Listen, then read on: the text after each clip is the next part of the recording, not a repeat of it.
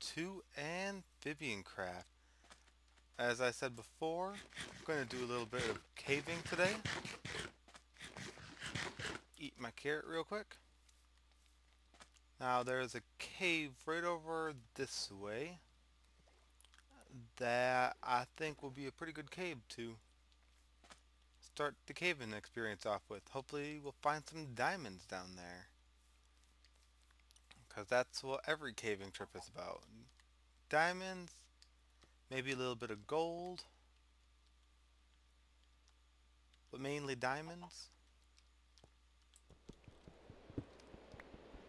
Dang rain. I'm glad we're going caving today because that rain can get really annoying. In fact, I'm going to turn the sound down a little bit more just so that we can avoid the rain a little bit more. I did not realize how loud rain was until I tried to come back after recording a test section and then I heard the rain again in the recording. Wow. It is so much louder in recordings than it is in the real actual game. At least that was what I felt like. I might just be going crazy though.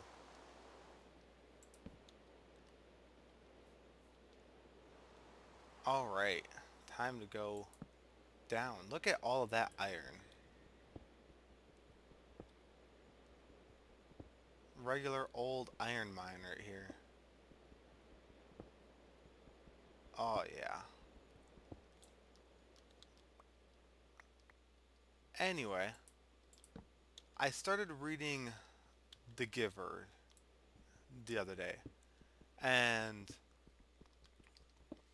by starting to read The Giver, I mean I opened up The Giver, started reading the first page. I don't think I actually got past the first page. It's not my first time reading the book. So I know the story. I was just going to reread it and see if I couldn't find anything else interesting about the book. Because rereading books are always good. And I didn't even get a full page into the book before I realized something that I find incredibly interesting. The first color that he sees is red. And I don't remember what all the colors are that he sees, like what color he begins seeing, in what order or anything. But I do know that the first color is red. And the symbolism behind that is amazing in my opinion because when you look at the way languages are actually formed, the first color that languages normally start, the first color that most languages have a word for is red. And this I know, I listen to a lot of NPR and other public radio stations because they're interesting and you always learn something new on them. Okay, dang water, get out of here.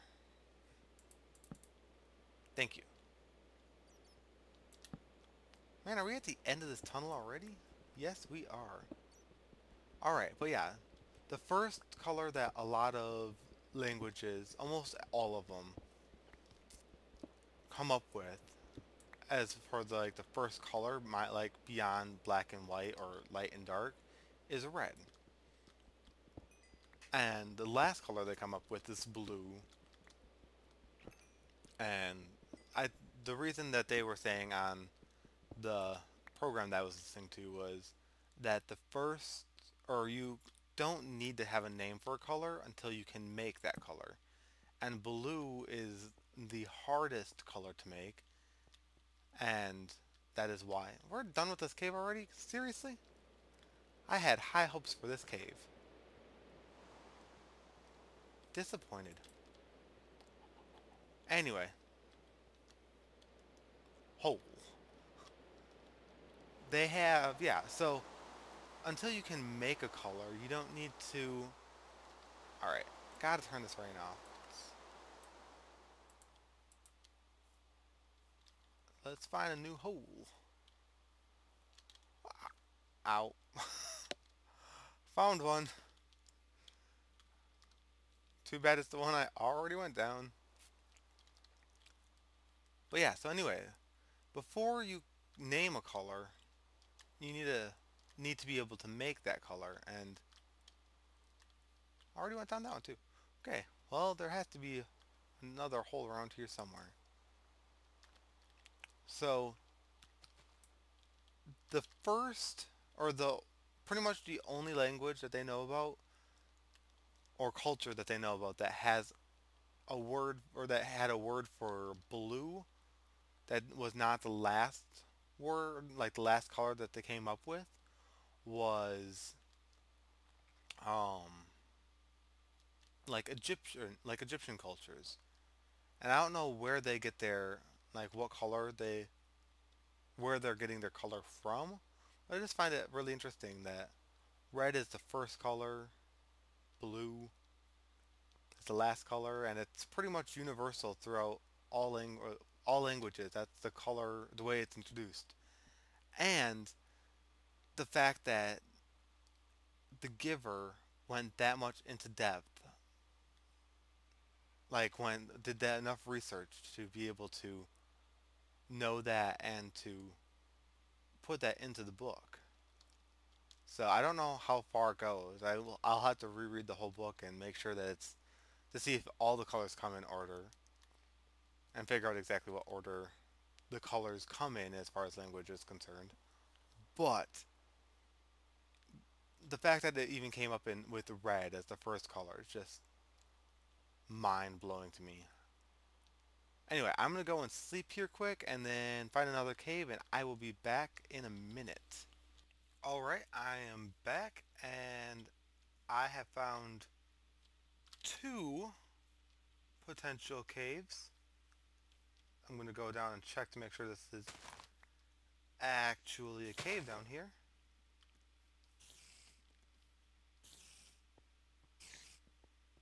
And it sounds like we have a couple of spiders. Oh,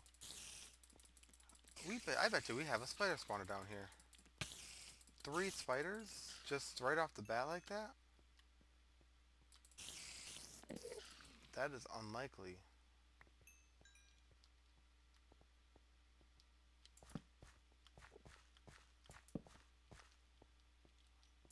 And it appears that that's all the more it is. It's just an unlikely coincidence. Well, I guess I'm going this way.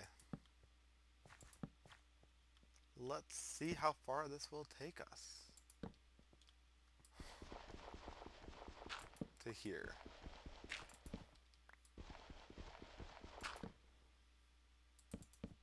Alright, well, that didn't take us real far. Gonna collect this stuff here real quick and get on the way. Alright, so yeah, I'm still collecting this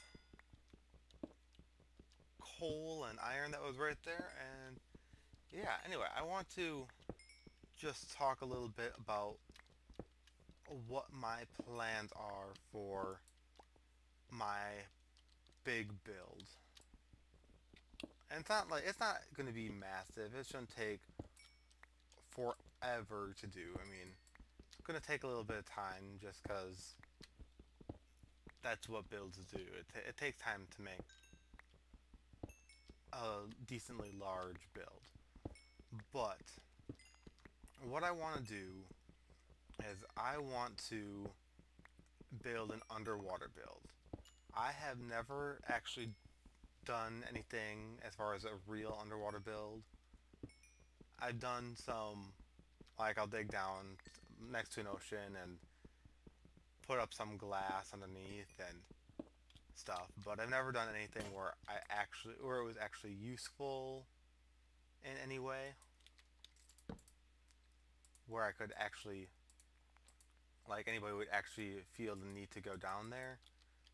I think the most useful thing I did was on a single player world, started building underwater inventory, like, what are they called? Storage area. There we go. That was the word I was looking for. And just put some flat glass over top, and nothing special. But what I want to actually do here is I want to make my base actually be underwater. So I want to be able to get everything I need, like to make it actually useful. So, hello. How long have you been tracking me? These new zombie the new zombie tracking system is amazing in my opinion. Oh god. Where are ya?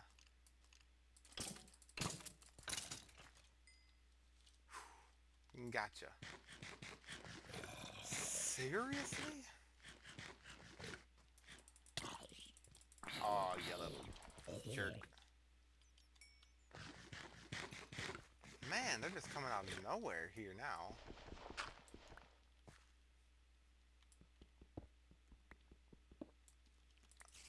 Where are ya?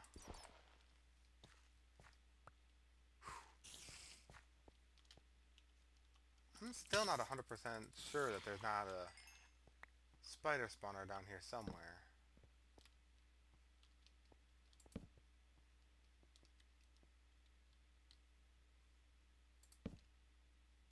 Is that skeleton gonna track me? Oh, yep. Oh, yeah.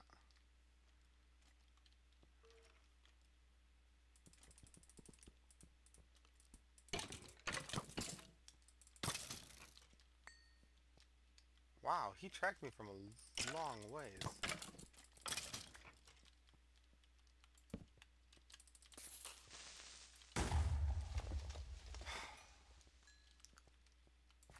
I like killing creepers more than I like them exploding.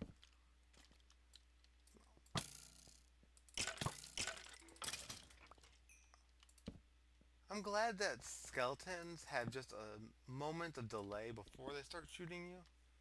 Because if they just started shooting you, like, immediately, like the old ones did, it would be terrible. You would never get anywhere near them. If you couldn't somehow manage to force them to come near you or dodge behind trees, you would never get anywhere near them. Alright.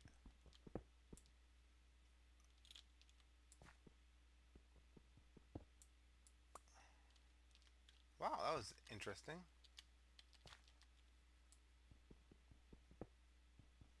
I need to get lower. If I want to get diamonds, I need to get a lot lower.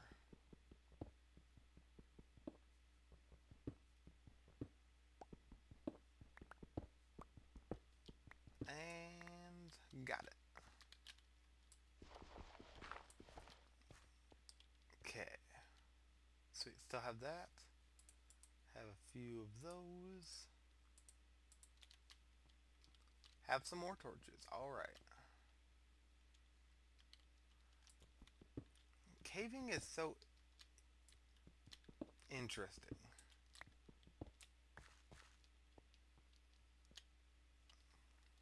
Oh, is that the other way? I think I just found the way out of my second cave.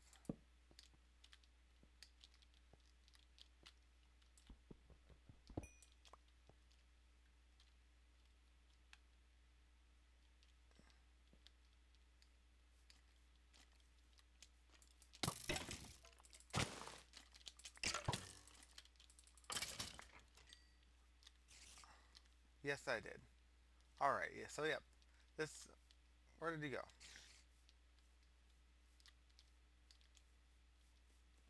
No, that's not it. Is it? No. No, this is the way down into my first cave here. Or the other cave. Yeah.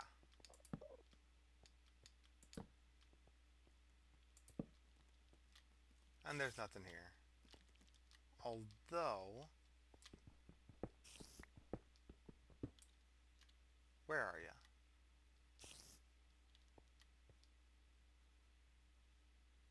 Make some noise.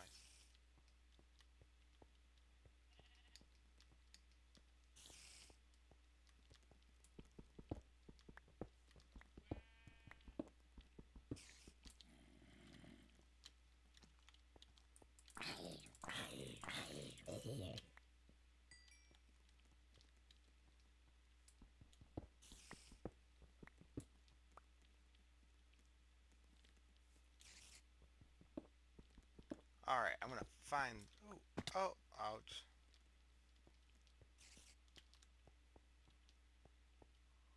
Well, that takes me back into the old caves. So yeah, wow. I'm being productive here. What level am I at? I'm at 53.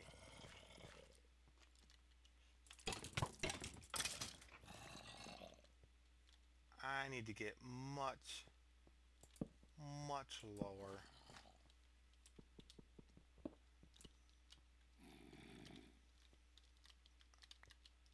If I am going to get diamonds.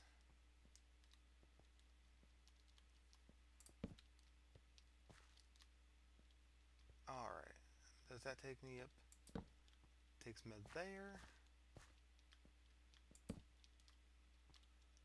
Alright. So, what do I want to tell y'all about? So, I work in a cafeteria. I'm a cook, I'm a chef. Which isn't exactly where I was expecting to see myself after graduation, but it's a job, pays the student loans, so I'm not too upset with it. Although it is quite frustrating the way this company works.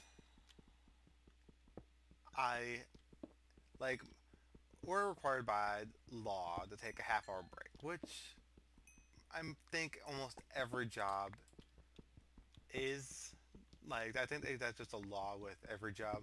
If you work more than 8-hour shifts, or if you work more than a 6-hour shift, you're required by law to take a half-hour break. Not that big of a deal.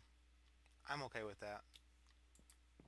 But the frustrating part about it is that these half-hour breaks should, in theory, be approximately halfway through your shift. Somewhere within, like, that first 6 hours that you're working, I would assume.